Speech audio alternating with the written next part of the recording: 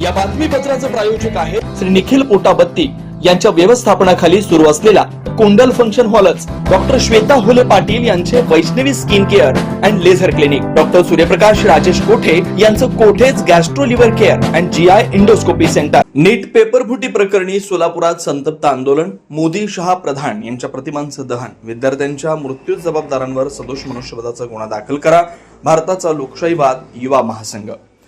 नीट 2026 परीक्षा पेपरफुटी प्रकरणामुळे देशभरातील विद्यार्थ्यांमध्ये निर्माण झालेल्या असंतोषाच्या पार्श्वभूमीवर भारताचा लोकशाहीवादी युवा महासंघाच्या वतीनं सोलापुरात जोरदार आंदोलन करण्यात आलं।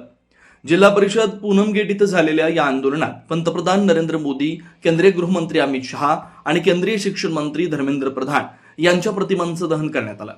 भारताचा लोकशाहीवाद युवा महासंघाचे केंद्रीय समिती सदस्य ॲडव्होकेट अनिल बासम यांनी आंदोलनादरम्यान तीव्र शब्दात भूमिका मांडताना सांगितलं की दरवर्षी वैद्यकीय शिक्षणासाठी लाखो विद्यार्थी राष्ट्रीय पात्रता परीक्षा देतात, मात्र एनटीए या राष्ट्रीय चाचणी संस्थेच्या निष्काळजीपणामुळे आणि भ्रष्ट कारभारामुळे नीट 2026चा पेपर फुटला।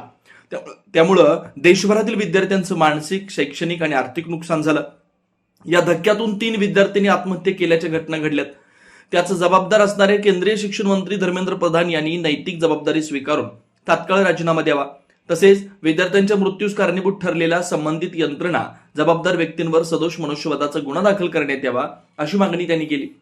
शनिवार 16 मे 2026 रोजी जिल्हाध्यक्ष विक्रम कलबुर्गी यांच्या नेतृत्वाखाली हे आंदोलन पार पडलं। आंदोलनादरम्यान कार्यकर्त्यांनी जोरदार घोषणाबाजी करत परिसर दणाणून सोडला। एनटीए यंत्रणा रद्द करा, नीटची फेरपरीक्षा पारदर्शक आणि गोपनीय पद्धतीने घ्या, विद्यार्थ्यांच्या आत्महत्येस जबाबदार शिक्षण मंत्री राजीनामा द्या, चौकशी नको थेट अटक करा अशा घोषणा देण्यात आल्या।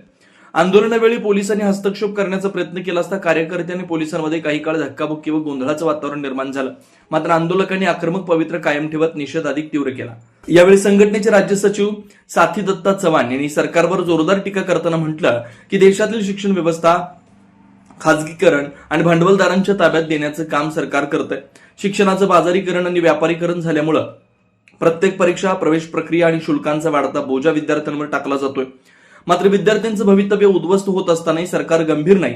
धर्मांधता पसरवणं, सत्ता हस्तगत करणं आणि जनविरोधी धोरणं राबवणं यामध्ये सरकार व्यस्त आहे। विद्यार्थ्यांचं भविष्य अंधाराकडे ढकललं जात आहे अशी जहरी टीका त्यांनी केली। या आंदोलनात युवा महासंघाचे जिल्हा कोषाध्यक्ष बाळकृष्ण मल्ल्याळ, विजय हरसुरे, बालाजी गुंडे, राहुल बुघले, सुनील आमाटी, आप्पाशा चांगले, किशोर झेंडेकर, योगेश अखीम, दिनेश बडगू, चंटी बिटला, विजय साबळे, श्याम आडम, गोपाल बंडी, पुष्पा ग्रुप नवरू, प्रदीप मर्रेडी, नरेश गुलापल्ली तसेच विद्यार्थी आघाडीचे राज्य सहसचिव मल्लेशाम कारंपुरी, नानी माकाम, कुमार यलगेटी, अभिजित निकंबे, गुंडप्पा डक्का, सय्यद शापुरे, सद्दाम बागवान आदी उपस्थित होते। विद्यार्थ्यांनी या ठिकाणी आत्मदहन केलं। या सगळ्या विद्यार्थ्यांच्या वतीनं धर्मेंद्र प्रधान यांच्यावरती सदोष मनुष्यवधाचा गुन्हा दाखल केला पाहिजे, कारण त्यांच्या मृत्यूला हे लोक कारणीभूत आहेत। त्यांच्यावरती या ठिकाणी 302 आयपीसी प्रमाणे त्यांच्यावर गुन्हा दाखल झाला पाहिजे। डीवायएफआयच्या वतीनं आम्ही जिल्हाधिकारी कार्यालय पूनम गेट या ठिकाणी आंदोलन केलेलं आहे। या आंदोलनाचं प्रमुख कारण म्हणजे आपल्या सर्वांना कल्पना आहे, गेल्या अनेक दिवसापासून विद्यार्थी नीटच्या परीक्षेची तयारी करत असताना अचानक पेपरमध्ये बातमी येते आणि टीव्हीवरती दाखवलं जातं की नीटचा पेपर फुटला आणि जे विद्यार्थी तयारी केलेत त्यांच्या मानसिकतेचा आणि त्यांच्या आर्थिकतेचा आणि त्यांच्या पालकांच्या मनस्थितीचा काय परिणाम होईल हे आपण कधी कल्पना करू शकत नाही। इतकंच नसून पेपर फुटला ऐकल्या देशामध्ये जवळजवळ 3 विद्यार्थ्यांनी आत्महत्या केली। या 3 विद्यार्थ्यांच्या आत्महत्येला जबाबदार हे केंद्रीय शिक्षण मंत्री धर्मेंद्र प्रधान आहेत। त्यांच्यावरती 302चा गुन्हा दाखल केला पाहिजे, त्यांच्यावरती मनुष्यवधाचा गुन्हा दाखल करून त्यांनी त्यांचा तात्काळ राजीनामा घेतला पाहिजे। केंद्र सरकार जर अशा पद्धतीनं या पेपर फुटीमुळे जर गांभीर्य घेत नसेल तर विद्यार्थ्यांच्या भवितव्याचं काय? जेव्हा आम्ही म्हणतोय ही जी नॅशनल टेस्ट एजन्सी आहे ती एनटीए रद्द करा, आम्हाला प्रायव्हेट एजन्सी मार्फत परीक्षा नको, सरकारने थेट परीक्षा घेतली पाहिजे। इतके विद्यार्थी आज लाखो विद्यार्थी या सगळ्या वैद्यकीय क्षेत्रामध्ये आपलं उज्ज्वल भविष्य करण्यासाठी त्या परीक्षेचा अभ्यास करतायत। आज त्यांच्या मानसिकतेचा विचार हे सरकार करायला तयार नाही आणि 21 जूनला पुन्हा परीक्षा जाहीर केलेली आहे। प्रत्येक वेळी फॉर्म भरा, प्रत्येक वेळी पैसे भरा, हे कुणाच्या खिशात आणि कुणाच्या घशात जात आहेत हा मोठा प्रश्न आहे। म्हणूनच त्याचा तीव्र निषेध करण्यासाठी पहिल्या टप्प्यात आम्ही आज ठिकाणी धर्मेंद्र प्रधान, मोदी आणि शाह यांच्या प्रतिमेचं दहन केलेलं आहे। यानंतर आम्ही नुसतं दहन करणार नाही, या सरकारला घेराव घालणार आहे आणि सरकार जोपर्यंत विद्यार्थ्यांच्या बाजूने निर्णय घेत नाही तोपर्यंत सरकारला स्वस्थ बसू देणार नाही, हा आमचा DYFIचा इशारा आहे. 22 लाखापेक्षा जास्त विद्यार्थ्यांनी नीटची परीक्षा दिली होती. महाराष्ट्रात जवळजवळ लाखाच्या वर मुलांनी परीक्षा दिली होती. सोलापुरात सुद्धा हजारो विद्यार्थी परीक्षा दिली आहेत.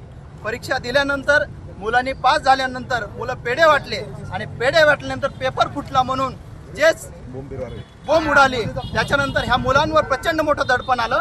3 मुलांनी आतापर्यंत त्यांचा जीव गमावलेला आहे आणि केंद्रातलं सरकार, राज्यातलं सरकार आणि मुख्यतः शिक्षण खातं आज असून नसल्यासारखं आहे. धर्मेंद्र प्रधान नावालाच आहेत, तर त्यांनी नावाला न राहता ते नैतिक जबाबदारी स्वीकारून आज त्यांनी राजीनामा दिला पाहिजे.